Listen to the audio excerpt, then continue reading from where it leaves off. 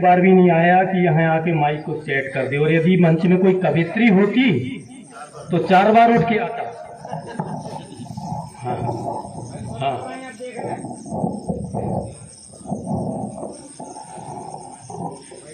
बेटा, कवित्री नहीं है कोई, तुम माइक ही को सेट कर सकते हो बस। बहुत खूब।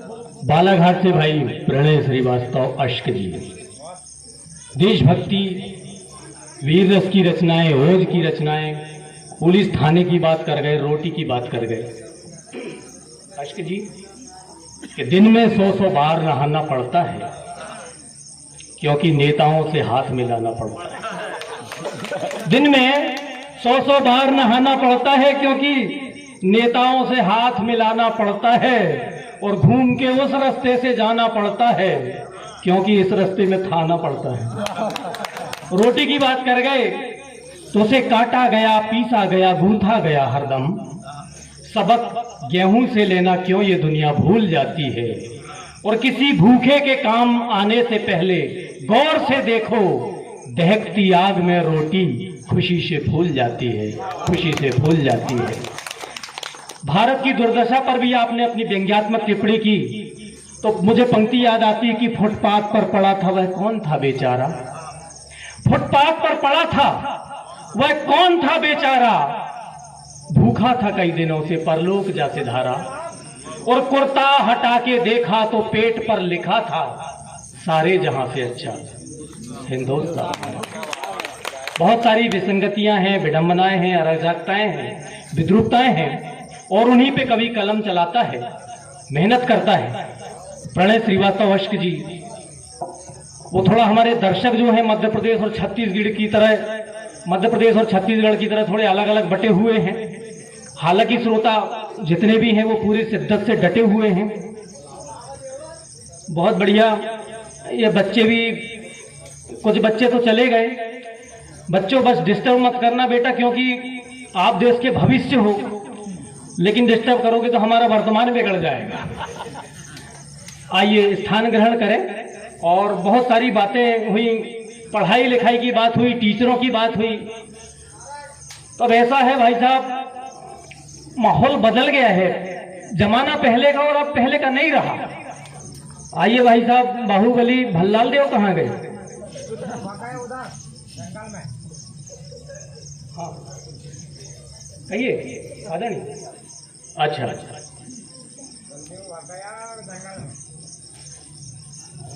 हम जारी रखें। अच्छा भाई साहब, अच्छा मित्र हैं, बड़ी गुफ्तगू हो रही है भाई, इशारों में बात हो रही है, गुफ्तगू में हो रही है। गुफ्तगू के लिए तब इशारे बने।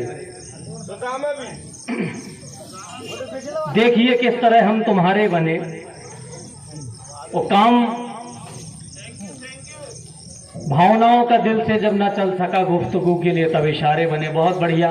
पता नहीं कौन सा इशारा करके चले गए। जमाना इतना बदल गया है भाई साहब कि पहले जमीनों के भाव बढ़े, अब कमीनों के भाव बढ़ गए।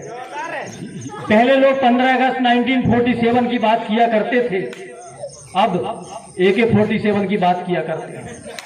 पहले के नेता कहते थे तुम मुझे खून दो मैं तुम्हें आजादी दूंगा, अब के नेता कहते हैं तुम मुझे आजादी दो, खून तो मैं तुम्हारा ले ही लूंगा।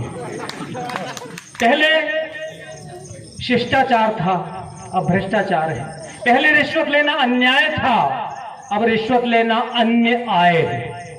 पहले लोग घर के सामने लिखवाते थे अतिथि देवो भव, वेलकम, शुभ लाभ। अब लोग घर के सामने लिखवाते हैं कुत्ते से सावधान।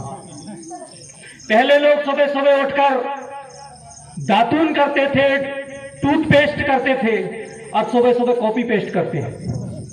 पहले की युवा पीढ़ी सुबह सुबह उठकर गॉड की प्रे करते थे, अब सुबह सुबह कपड़ों में स्प्रे करते हैं। पहले लोग मालिक और शराफत की बात किया करते थे, अब मल्लिका शेरावत की बात करते हैं। पहले के युवा केवलारी केवलारी कहते थे, अब कोलावरी कोलावरी बोल। पहले के युवा कोर्स की बुक में डूबे रहते थे, अब फेसबुक में डूबे रहते हैं। पहले के युवा विद्या में मन लगाते थे, आजकल के युवा विद्या बालन में मन लगाते हैं। भाई साहब बेटी बचाओ अभियान के लिए निकल पड़े हैं। और ये एक और भाई साहब आ रहे हैं, ऐसा लग रहा है रोहिंग्या शरणार्थी बांग्लादेश से भारत की ओर बढ़ रहे हैं। बहुत अच्छा माहौल है।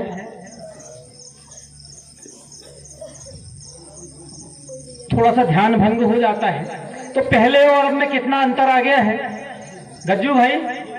पहले लोग अपने घरों के सामने एक आदमी तैनात रखते थे, देखना यार घर के अंदर कोई कुत्ता ना घुसे। अब घर के सामने एक पालतू कुत्ता तैनात रखते हैं कि घर के अंदर कहीं कोई आदमी ना घुस जाए। पहले बीवी पतली थी, टीवी मोटी थी, अब टीवी पतली है। जमाना बदल गया। पहले की पीढ़ी कहती थी आन मिलो सजना, अब की पीढ़ी कहती है ऑनलाइन मिलो सजना।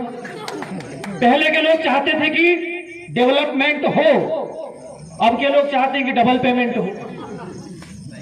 पहले लोग ढंग का जीवन जीते थे, अब ढोंग का जीवन जीते हैं। पहले अखबार छपते थे, बाद में बिकते थे, अब के अखबार पहले बिकते हैं, बाद में छपते हैं। क्या बात। पहले सच्ची आलोचना हुआ करती थी, आलोचना के नाम पे अब तो सिर्फ आलू और चना ही रह गया है। पहले लोग दूसरों से चूना खरीदकर अपने घरों को रोशन किया करते थे, अब दूसरों को चूना लगाकर घर अपना। पहले लोग मेहमानों के आने पर पकवान बनाते थे, अब मेहमानों के आने पर मुंह बना लेते। पहले शादी ब्याह में किराए की औरतें आती थी, खाना पकाती थी। घर की औरतें खाना पकाती थी, किराए की औरतें आती थी और नाचती थी। अब किराए की औरतें आती हैं, खाना पकाती हैं और घर की औरतें नाचती। तो जमाना बदल गया है। पहले चमचे चांदी के थे, अब चमचों की चांदी है। एक रचना पढ़ रहा हूं आदरणीय कि चमचे पहले चांदी के थे, अब चमचों की चांदी है। वो नेता सारे फुर्तीले और जनता थकी मांदी है। कौड़ी को तरसता है कोई और कहीं बरसता है पैसा। स्विस बैंक में काला धन है, होना तय बर्बादी है। चमचे पहले चांदी के थे और पुलिया टूटी, सड़क बही हर ओर तबाही का मंजर। सीधी सादी आबादी आंसू पीने की आदी है। चमचे पहले चांदी के थे, अब चमचों की चांदी है।